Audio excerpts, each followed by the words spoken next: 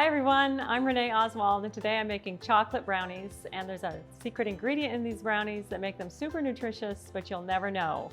And so when you serve these, don't tell anybody till after they've eaten them because they might be skeptical.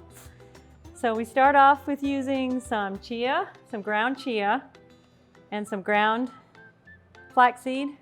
Put those two in there with water and just let it sit in there for a minute while you're getting things ready. And I want to show you a little secret I have with the pan. I use parchment paper on my pans, but it's always popping up. Look at that. It pops up. Drives me nuts. So this is what I learned to do. Just take a clothespin on each side of your pan, and then it'll stay down. Isn't that awesome? Isn't that the most awesome thing ever? Kitchen hack? Okay. So now that that's ready, I'm gonna put your beans in here. Yes, I said beans. Those are black beans. Can you believe that? Put black beans in here with some dates. If you don't have dates, you can use monk fruit for this, but I like dates. They add a lot more fiber and they're delicious, really good. If it's not sweet enough for you with the dates, you can add a little monk fruit. You don't have to, but if you like sweet, add some monk fruit. Instead of sugar, monk fruit's so much better for your body. And I think that's all I'm going to put in there right now. And now I'm going to whip this up.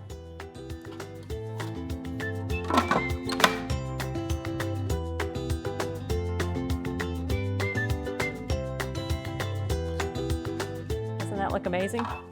Now you put your almond flour, some cacao powder.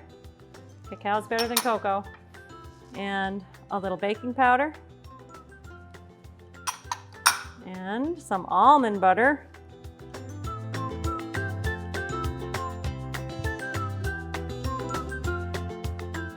These are so delicious.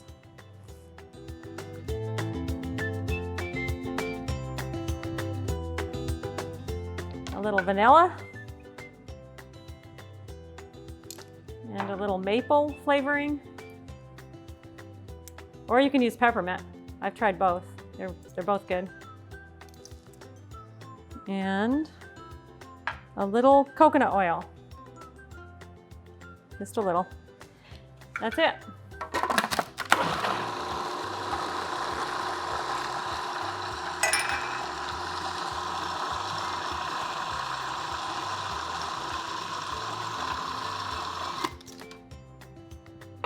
And that's your dough. You didn't even have to dirty a pan. You just dirtied the food processor. Nothing else.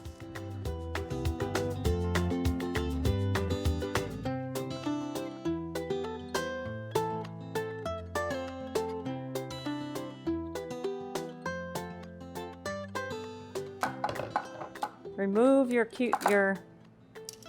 clothespins. You don't want to put those in the oven. But didn't that make it easier for spreading? To have those on there. Now sprinkle some, you don't have to do this, but if you like chocolate chips, make it more chocolatey. Put some chocolate chips on there. I use Lily's because they're sweetened, they're with stevia, but they're delicious. There's no aftertaste. They're really, really great. And then I like to sprinkle some walnuts. You could put pecans, macadamia nuts, whatever you like, whatever kind of nut you like. You could even put pumpkin seeds on if you like that. That's it.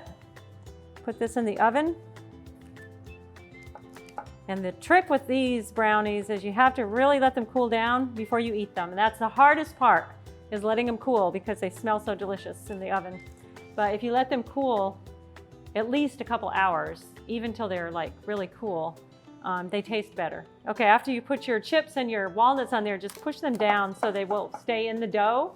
And then put this in the oven at 350 for about 40 minutes and let it cool before you eat it. And now we're going in the oven for about 40 minutes at 350 degrees. And there we go.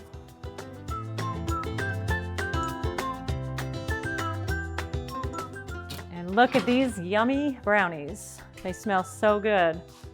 And now the hard part is you have to let these sit for about 2 or 3 hours until they cool down, because they need to be completely cool for them to really taste their best. And for more recipes like this, check out our website and our social media channels, and subscribe to our YouTube channel.